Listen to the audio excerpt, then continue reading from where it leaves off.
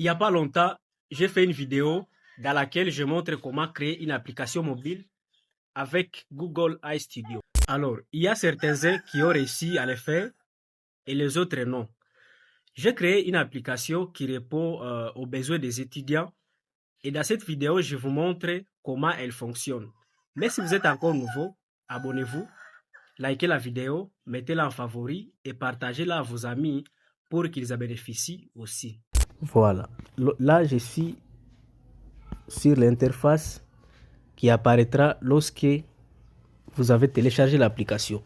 L'application n'est pas encore disponible sur Play Store. Il y a quelques trucs à régler.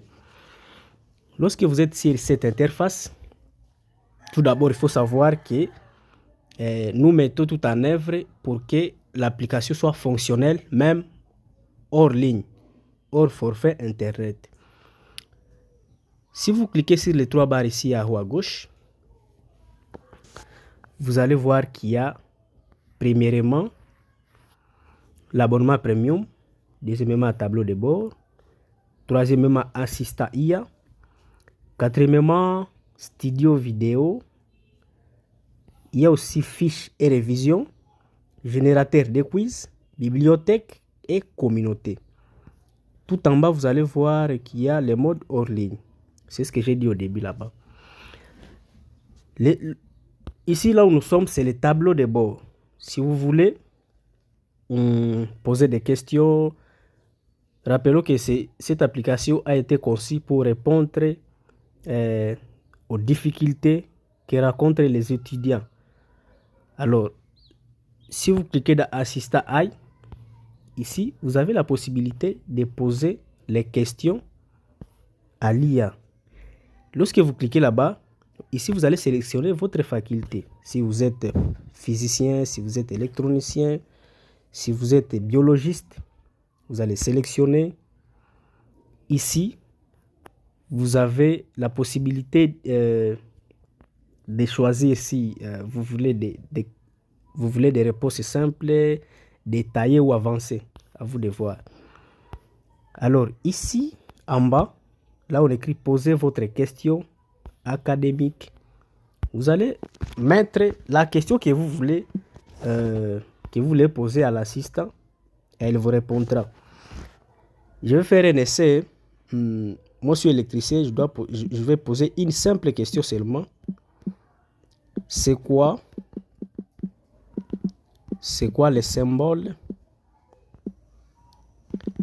de la tension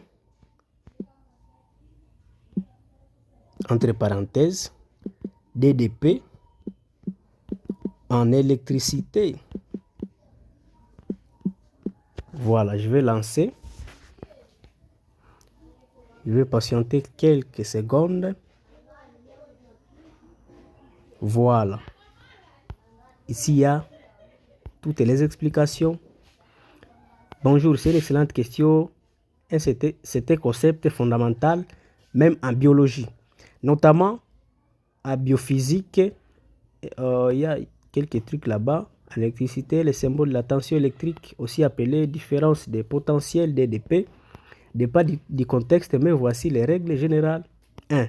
Les symboles de la tension DDP, les symboles officiels les plus utilisés dans les cours de physique et d'électricité en Afrique francophone est la lettre U.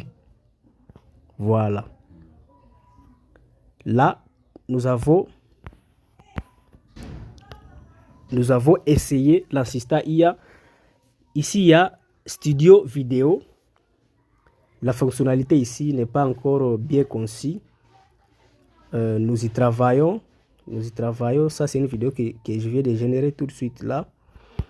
Le rendu n'est pas encore au top comme je le voulais. Alors,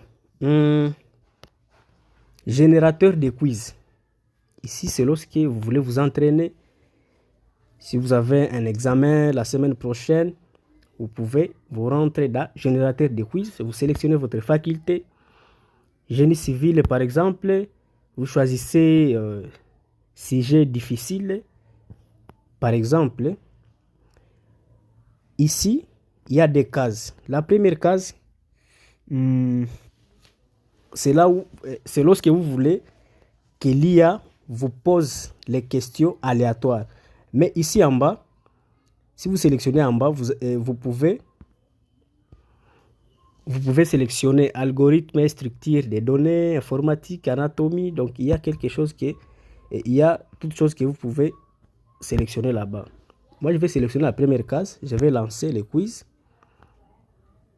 Et là, il y aura des questions qui me seront posées.